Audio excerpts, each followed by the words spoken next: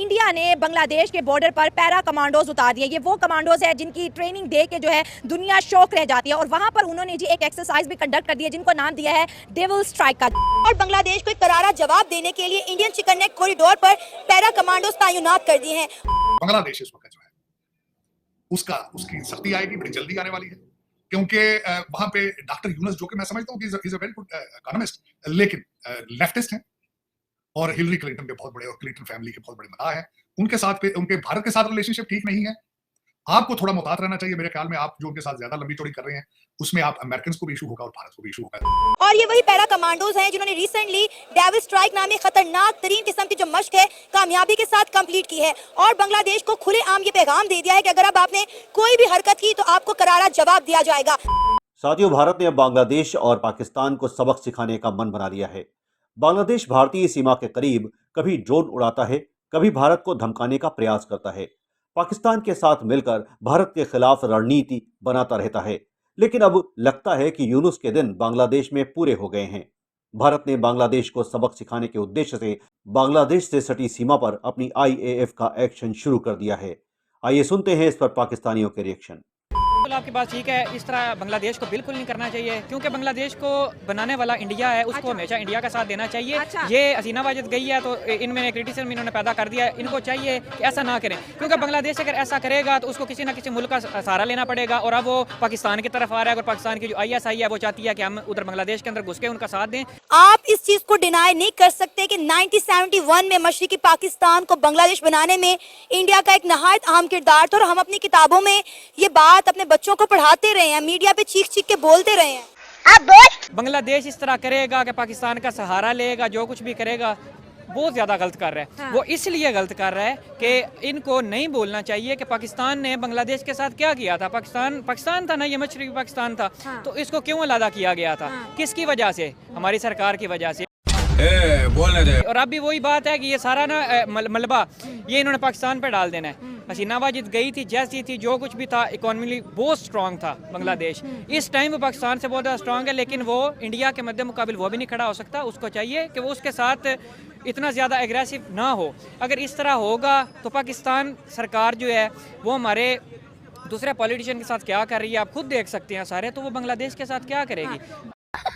अब इंडिया के मुकाबले में पाकिस्तान मैं तो समझता हूँ कि जीरो है।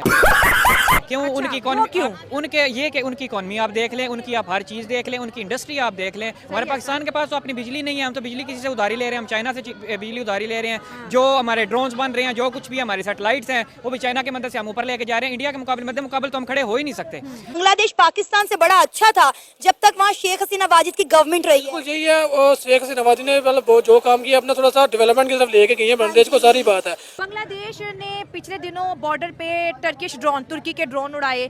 फिर खबर सुनने में आती है उन्होंने न्यूक्लियर मिसाइल जो है इंस्टॉल करने की बात कर रहे हैं। अब खबर आई है कि बिल्कुल इंडिया का बॉर्डर के पास जो है ना, जैसे चिकन नेक कॉरिडोर बहुत इंपॉर्टेंट है इंडिया का, उसके बिल्कुल आसपास जो है बांग्लादेश की तरफ से वहां पर ISI डिप्लॉय करने की बात हो रही है। फिर जो है इंटेल सर्विसेज की एक्सचेंज की बात हो रही है कि मैसे पॉइंट्स बनाए गए जहां पर बांग्लादेश और पाकिस्तान के बीच जो है कम्युनिकेशन को एक्सचेंज किया जाए। तो ये सब चीज़ें जब इंडिया ने देखी, इंडिया के लोग भी अपनी सरकार को कोसने लगे हैं कि भाई बांग्लादेश इतने बड़े बड़े एक्शन ले रहे हैं, आप क्यों खामोश हो। तो आपको क्या लगता है कि अब इंडिया ने एकदम से पैरा कमांडोज वहां पर उतार के उन्हें ट्रेनिंग दे दी कि भाई आप लोग रेडी हो जाओ, कुछ भी हो सकता है? वो बिल्कुल उन्होंने इसलिए उतारे हैं कि उनको पाकिस्तान का भी पता है, पाकिस्तान की हुकूमत का भी पता है, पाकिस्तान के अदारों का भी पता है, उसको बांग्लादेश का भी पता है। कभी भी ये दोनों मुल्क मिलकर भी इंडिया को कम्पीट नहीं कर सकते। वो यही बात है ना कि you can't compare Suzuki Mehran with Rolls Royce. ये हुई ना बात। आपको नहीं लगता कि पाकिस्तान बेवकूफ़ी कर रहा है ऐसे मुल्क का साथ देकर?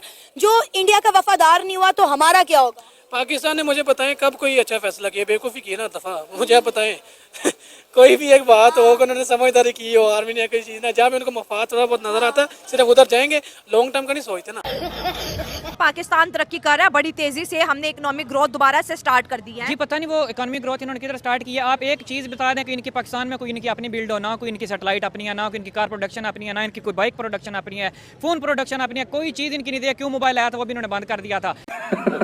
और इनके टैक्सेस इतने ज़्यादा हैं। अब आप ये PTA टैक्स ही देख लें, वो जो बंदा जो है वो नॉन PTA फ़ोन क्यों, वो इसलिए आ रहा है सरकार सिम लगाने के 1.5 लाख वो इसीलिए कि अब देखें ना कि अब एक बाहर से बंदा आता है, वो जब आता है तो उसको वो रजिस्टर करवाना पड़ता है, तब उसका 2 या 4 महीने फ़ोन चलता है। तो ये आप देखें ना कि ये मुतनफ़र करने की कोशिश है। जिसने भी ये टैक्स लगाए हैं उसने ज़्यादती की थी और आगे आने वाले और ज़्यादा ज़्यादती कर रहे हैं। इनको चाहिए, ये कह रहे हैं इकॉनमिक स्ट्रांग हो रहा है। कोई मुझे आप एक बात, या ऑडियंस में कोई एक बंदा नीचे कमेंट में बता दे कि पाकिस्तान किस तरह इकॉनमिकल स्ट्रांग हो रहा है। हाँ, रोड्स बन रहे हैं, सारा कुछ हो रहा है, वो किधर से? हमारी जेब से, आपकी जेब से, अवाम की जेब से। ये कभी भी जो कुछ दिल है कर लें, बांग्लादेश मिल के, पाकिस्तान मिल के, ये अभी एक भी हो जाए ना, ये इंडिया के मध्य मुकाबले आ ही नहीं सकते। देख रहा है बिनो। सर अब देखें ना, एक तरफ बांग्लादेश के अंदर के जो हालात हैं वो आपके सामने हैं, दूसरी तरफ अगर आपको याद हो तो कुछ दिन पहले हमने जो पाकिस्तान की आर्मी जो है बांग्लादेश की मदद के लिए बांग्लादेश भिजवाई थी और उन्होंने इंडियन चिकन नेक कॉरिडोर के करीब पाकिस्तान की आर्मी को तैनात कर दिया था। बड़े अरसे तक इंडिया इस पर खामोशी साधे रहा, लेकिन अब इंडिया का एक बहुत बड़ा इकदाम सामने आया। इंडिया ने अपने पैरा कमांडोज जो है वो इंडियन चिकन नेक कॉरिडोर के करीब जो है तैनात कर दिए हैं और बांग्लादेश को साफ साफ पैगाम दे दिया कि अगर तुमने अब कोई हरकत की तो हमारी तरफ से करारा जवाब आएगा।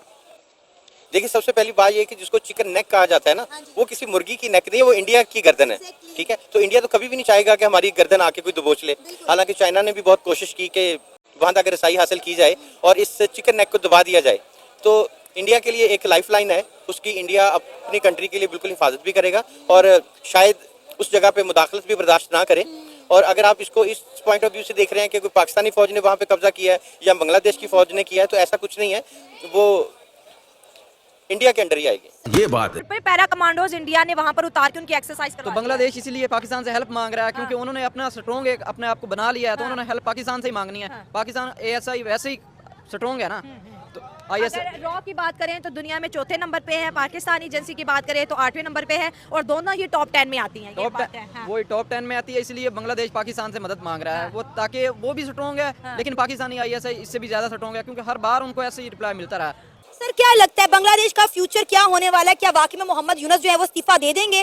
क्योंकि उनके ऊपर बड़े सख्त किस्म के एलिगेशंस लगाए गए हैं, जैसे कि उन्होंने लॉ एंड ऑर्डर की सूरत हाल बांग्लादेश में खराब की। उसके बाद उन्होंने कहा कि जिस तरह से बांग्लादेश के अंदर मार धाड़ हुई है, करप्शन हुआ है, माइनॉरिटीज को दबाया गया है और महंगाई हद से ज्यादा बढ़ चुकी है, तो इन सब का मलबा जो है वो मोहम्मद यूनुस की सरकार पर डाल दिया गया है।